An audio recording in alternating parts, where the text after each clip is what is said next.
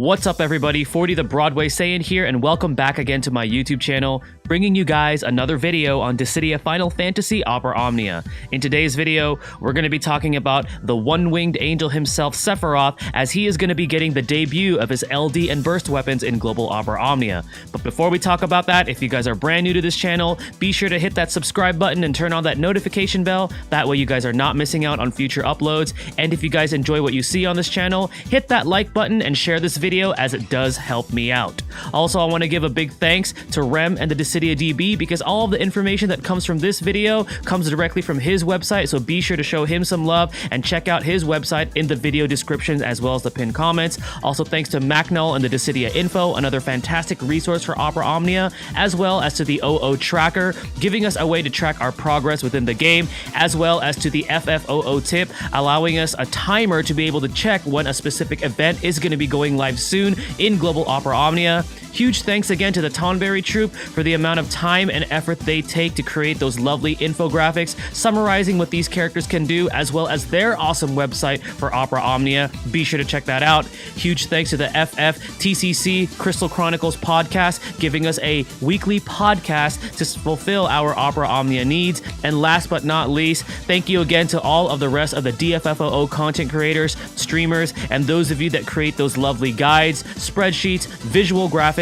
just to make our experience for Opera Omnia a lot better and a lot easier. Without further ado, let's go ahead and talk about the debut of Sephiroth's LD and burst weapons. Xbox 360, PS3, Nintendo Wii, Xbox 360, PS3, Nintendo Wii, Sephiroth, ding ding ding ding ding ding ding ding ding, that guy go, Xbox 360, PS3, Nintendo Wii, Xbox 360, PS3, Nintendo Wii, Sephiroth, ding ding ding ding ding ding ding ding ding, that guy go key.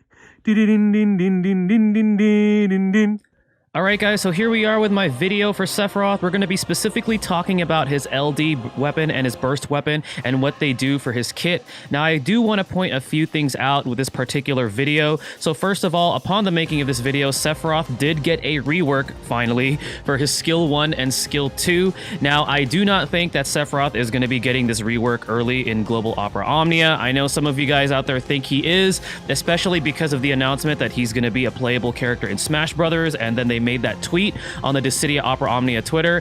I don't think that's what they're going to be giving us, but if they do for some miraculous reason, then you guys will get to see it on this video. And also because Sephiroth is such a familiar character and a very popular character to most of us in the community, I'm going to be going straight away with, you know, some gameplay here and kind of just talking over it while I demonstrate some of his skills. And then also one thing that I also did is I removed his LD board passives because his LD extension board also just came out on JP Opera Omnia, and that's something that we're not going to get until later in Global Opera Omnia. So just things to keep in mind as you guys watch through this video. So we're going to go ahead and go on and move forward with this demonstration here.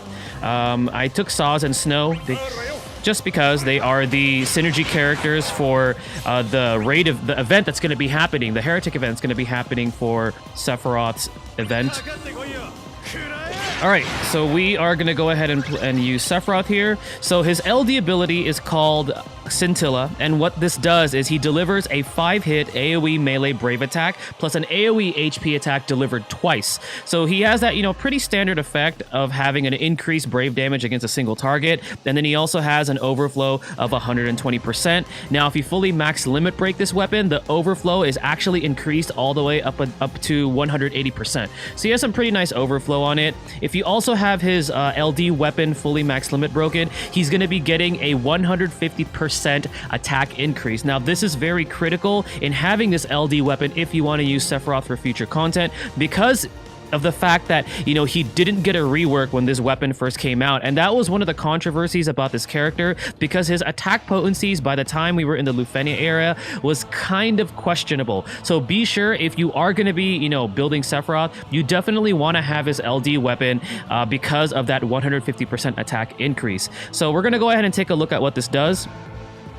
All right, so he's going to be delivering two you know, AoE Brave plus HP attack, which is also split since there's 2 targets. And then what this does is he delivers a brand new debuff called Cellular Degeneration. As you can see, it is present on enemies for 8 turns if you have this weapon fully max limit broken. And what Cellular Degeneration does is it increases the Brave damage that enemy targets take, which is actually a really powerful effect. And then it also applies a sap effect. So that's pretty much what this frame debuff does. And for 8 turns, that's actually a pretty significant, you know, effect to have on enemies, because their Brave is going to be draining, you know, every time they take their turn, and then you're going to be dealing increased Brave damage. And remember, in the Lufenia era, Brave damage reduction is a thing, so having an effect like that can actually be very, very substantial and very powerful. So we're going to go ahead and do here is just use skill 1 with Saz.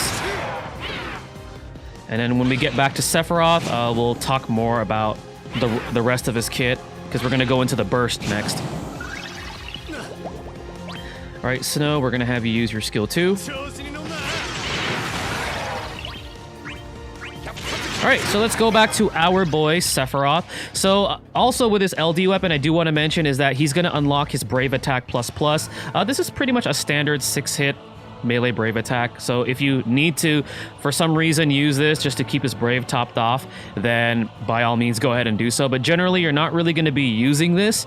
And then afterwards, he gets access to his HP attack plus plus. It's actually pretty decent. It's a 4-hit melee Brave attack plus HP attack, and it has a pretty decent overflow at 120%. So that's what, you know, giving him a max limit broken LD weapon will do for him. Now we're going to go ahead and, just for the sake of the video, go right into his burst. So let's go ahead and do that. Okay, so with his burst, again, he's going to have access to 1 usage of all of his cool skills. So we're going to go into his Black Materia. Now, for those of you that are unfamiliar with this, Black Materia will set the enemy's Brave to 0 while dealing damage. It's actually really, really powerful.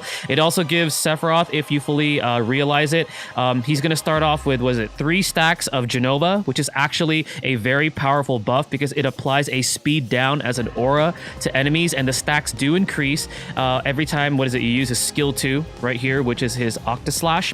And then afterwards, he gets 2 stacks of his Reunion buff, which is also really good. So now, after we use Black Materia, we're gonna go ahead and use skill 2 in the burst because we want to continuously increase the stacks of Genova. So now we have 5 stacks of Genova. That's where we want it to be because that's where its maximum potential is going to be. And as you see right there, it actually did, you know, damage to the other target, because remember, this is the reworked version of this skill. Again, we're likely not going to see this early in Global Opera Omnia, but the reason why you see it now in this video is because Sephiroth did get a rework. Let's go ahead and do that again so we get to see it in action again.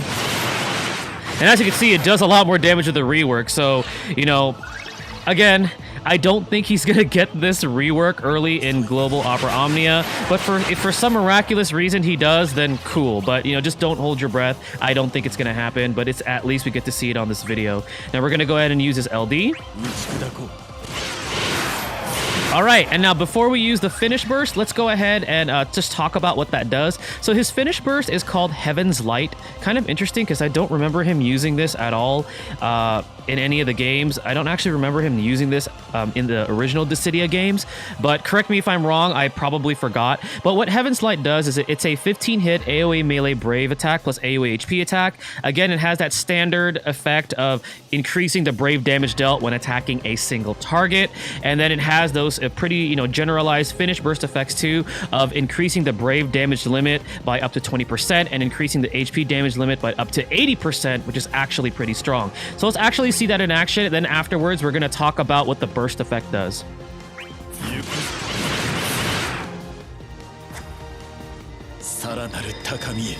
Now I know some of you guys don't like that animation. I mean, it's cool that they show his black wing appear.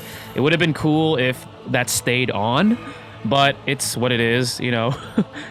That's what that does, which is pretty cool. Okay, so now we're going to go ahead and talk about that 3-turn burst effect. So Sephiroth's burst effect is actually one of the more powerful and more unique burst effects. So he does not increase the party stats with any kind of auras, you know, kind of like some of how the other burst effects do. But what it does is, you know, during or after an ally or enemy's turn, the enemy's brave are always going to be set to 1. Now, if you think about it, that is extremely powerful. So picture this. Picture Sephiroth using his burst effect and then having somebody like Lightning taking advantage of the amount of turns that she takes and, always breaking enemies, being able to take all those free turns, keeping the turn count low, and allowing her to be very oppressive with her LD abilities, especially. So that is definitely a very powerful effect that you could take advantage of, which is why the burst weapon in some cases is actually the more desired weapon to pull for, once these two weapons come out. So that's actually a pretty significant effect, and we'll see it in action here. So Saz will take his turn. So we break the enemy, and then their brave gets set back to 1. So that is really, really powerful, which is, again, why some people consider the burst weapon to be more of value compared to the LD weapon. But the LD weapon, I feel like, is still very important if you're going to be building Sephiroth, because he does get that 150% attack increase, which is permanent when you max limit break it. And then the debuff is actually pretty strong because it's a sap effect, and it also increases the amount of brave damage you deal, which is something that can be very useful for Lufenia and upcoming Lufenia content because of the prevalent, presence of brave damage reduction. So that is pretty much what the LD and burst weapons do. Now, as far as the banner goes, when these weapons come out, there's going to be 2 banners featured. So one is going to have Sephiroth's gear, and it's also going to have Galuf, Jekt, and Ignis. And then the other banner is going to have all of Sephiroth's gear, including his EX and his 15 and 35 CP. And it's also going to be refeaturing all of the weapons for Saz and Snow.